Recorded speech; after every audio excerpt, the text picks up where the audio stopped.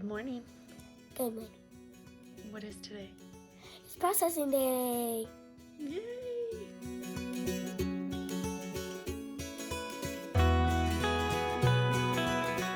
So I wanted to give a warning. This is a processing video for Cornish cross broilers.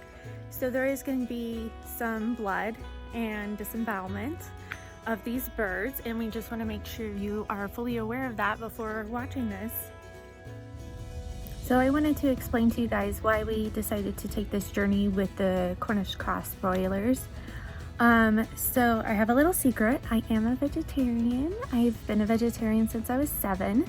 However, I believe in the circle of life, and we just really wanted to instill in Kylan, our 7-year-old, who will be part of this processing, the value of his food and what his food has sacrificed for him to eat it. I grew up going hunting with my dad, and so I'm familiar with kind of processing some meat. Never done the Cornish cross broilers, but that's a first. And then I also wanted to tell you guys that we are not approved to sell our meat, so this is just how we're doing it. It's not necessarily the licensing way, and we can do this so we can feed our family, but we cannot sell it to a butcher or grocery store for that reason. If you want to go that route, I would contact a butcher and see if they can process your chickens for you, and then it will be done the correct way to sell. Good morning. It is processing day, and we are getting all ready to start. First, I am wearing this lovely outfit because I don't want to ruin my good stuff. So I have my painter's clothes on, so then that way it doesn't get too destroyed, or I don't care if it does. So our first step is to clean our table, where we are going to be cleaning up our birds and pulling out their insides. So this is more of a final step, so you definitely want to make sure everything is sanitized. So we'll clean that up with water and some soap. As you can see, we've been having a lot of pollen from our pine trees out here, so it looks really gross. So we are just spraying down this table. I wanted to point something out in our design and layout. Everything's going downhill.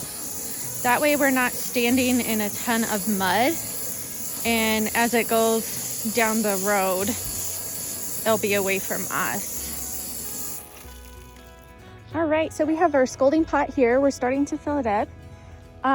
This is clean. We use it for charcoal, to make charcoal, so it doesn't look clean in the inside, but it is. The other thing is we have this grate down here, and that's just so when our chickens go into the scalding pot, they're not burning to the bottom, so that's really important. The other thing that's important is not to fill it up all the way. Leave a good 4 to 5 inches below, just so then you can put your birds in and it's not overflowing and putting out your fire underneath. So this is our plucker that we purchased. It's a very simple machine, but it's incredibly useful. So you put the chicken inside, and as you can see, I still have some feathers. I need to clean this out. But you put it inside. These fingers will tumble the chicken around and actually pull off the feathers. You'll spray it, and all the feathers will go out the bottom right here. And I have a old bucket that we're gonna just throw that into and toss into our compost. So that's how that works. But the important thing about the plucker is when you plug it in, because you are working with water, make sure that you have the plug up high and it's covered from any spray. Kylan's gonna be running the plucker. He's 7. If he's at this angle, more than likely he's gonna shoot that sprayer right over there. So that's why we have a tarp over it, just to ensure some safety. All right, we are gonna show you our setup. So number 1, killing hugging cones with buckets. Number 2, scalding pot. We'll also use our scalding pot to do the shrinking on the bags. Number 3 is our plucker. Number 4 is just cold water. That one will be ice water. We'll do that one after number 5. Number 5 will be cleaning, and there's our directions just in case. Number 6 right here will be our scalding pot, and we will do our bags there to shrink them up. All right, so we just dispatched one of our chickens, and this one was quite the kicker, but where we like to get the artery is kind of by their ear, so I'll show you on a live one. So right there is their ear. Right in back of that area is where their jugular is, so that's the best way to cut. If you are hitting a dark red blood, you hit the artery, it's going to expire really quickly. So one little trick that we are doing is putting water in the bottom of the bucket to help clean up a little faster. All right, Kylan's moving one of the chickens over into the scalding pot. So he'll put it in there. Heavy. About 45 seconds, between 145 and 50 degrees Fahrenheit. And then we have a little pusher that will push him down. Kylan's just gonna keep him fully submerged. Keep him under, Kai. Thank you. And the way we tell he's done is you just kind of press on his feet and the skin will start to come off. So Kylan is running the plucker. The chicken's in there. You have to have running water at all times. And then it comes out here into this bucket. Hey there, so we have plucked and taken the head off and scalded this bird. So now I'm going to show you how to clean it. What I like to do first is the feet. You get a nice sharp knife and I just bend it, make a little cut. You can see inside the joint. And so I kind of just follow that around and it should come right off with a decent knife. And then I do the same with this one. Make my slit and find that joint and cut all the way around that joint, just like that. I put my feet in a foot and wing bucket. Next, at the neck, you're going to want to pinch kind of down low, make a incision. You're gonna see inside, and let's see if I can bring this a little closer for you guys. So on this bird right here, this is the craw, and so we're gonna take that out. There's a lot of connective tissue. It's a little tricky. Then we're also gonna locate the esophagus. I'll kind of show you what that looks like. You have to poke a hole through it so you can get it out. And I pull on this side first, and then I'll get the other side later. So there's an esophagus, just a tube. There's gonna be another tube. It's connected to your craw right here. We'll pull that out on the back side. So just pull that off, put that in my gut bucket. And here, I'm just gonna try to separate the craw from the skin. So just very, very lightly. My birds were not fed for 12 hours. So there is no food in their craw. However, they do like to eat dirt. So you'll see some dirt in there sometimes. So silly. All right, so I'm gonna just kind of rip into there, trying to get this out. There we go. So I got my thumb around the other part of the craw tube. So I'm just gonna pull that just to detach it. The craw is still a little bit attached, but not bad. That'll give me an easier way to get in there. So then the next part is the back end. What I do is I pinch the skin up like this and lightly, very, very lightly cut into it. You're gonna get a hole like this. You'll see the meat right here. Let's see if I can get that better. Here we go. There's the meat. This is our inside. So now we're just gonna kind of rip that as wide as we can. You might need a knife, and again, just very lightly. You don't want to cut anything in the inside because that's our intestinal tract. Okay, so now you're just going to take your hand, put it all the way in there. You're gonna feel a lot of organs. Press against the rib cage right at the top when you do this. And then the way I do it is first I go all the way back, getting all that connective tissue off. Then I just kind of scoop my hand around and pulling off the rest of that connective tissue. And so you just do that, work your way around, and try not to puncture anything, but there's a lot of connective tissue in there. Some people are much faster than me. I'm not very fast. I apologize. All right, so now I think I got the majority of it. I'm gonna take a big scoop of organs. There we go. And then there's gonna be one hard one right here. I'm not sure if you guys can see that. You're gonna just pull all the way through. And guess what? That got you your craw. So now that's out.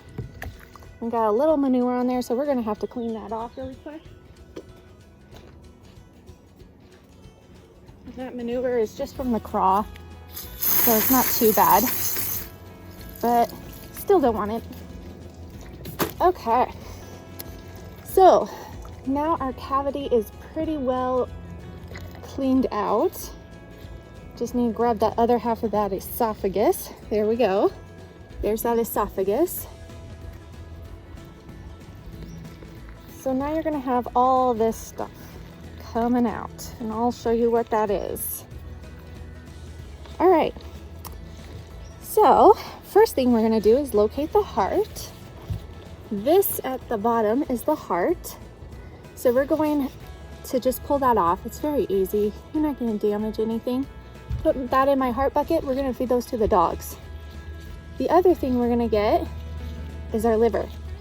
The liver has some connective tissue again. Just be careful when you're pulling it.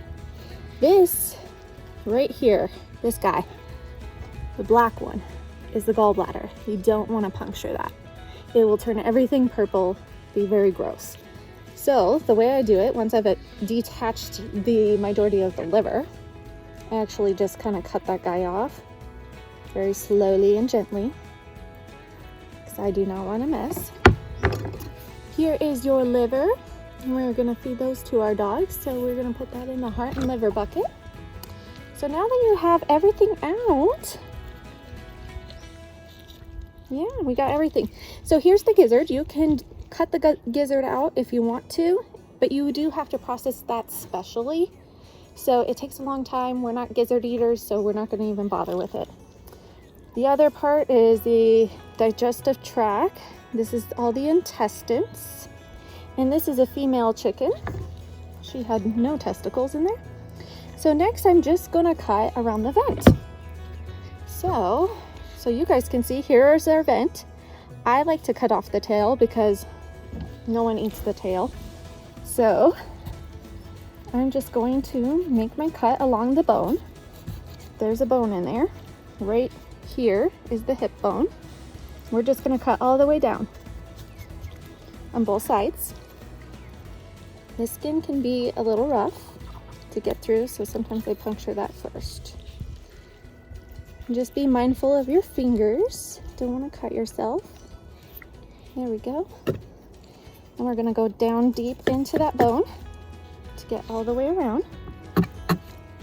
And the reason why we do it this way is if there's manure, it's all gonna be in this. You're not cutting anything out. Some people will keep the vent on, and that just makes it more likely to cut into the intestines and make a big mess and have to thoroughly clean this bird. So I'd rather not deal with that. That's why I do it this way. So now I'm just gonna make slits on both sides of that tail. And then there's the vent organ right here, or the rectum. I don't know what it's called on a chicken. And I'm just gonna press down through that bone and slice off. So now I have all my scraps in one big pile. How nice is that? Our cavity is clean for the most part. There is some blood still. I'm gonna just scoop my fingers through there, make sure I've got everything. Oh, there is a lung. Put that in there, missed that guy. All right, looks good. All right, so here's my test. If you can stick your fingers through and everything seems clear, you did a good job. So that's what I do. Next, I'm gonna put it in the cold water, and then I'm gonna move the one that's in the cold water into the ice water to try to bring that temperature down. So I did not take a video of the bagging process because each company has a different way of doing it, but I wanted to show you the final result of our chickens.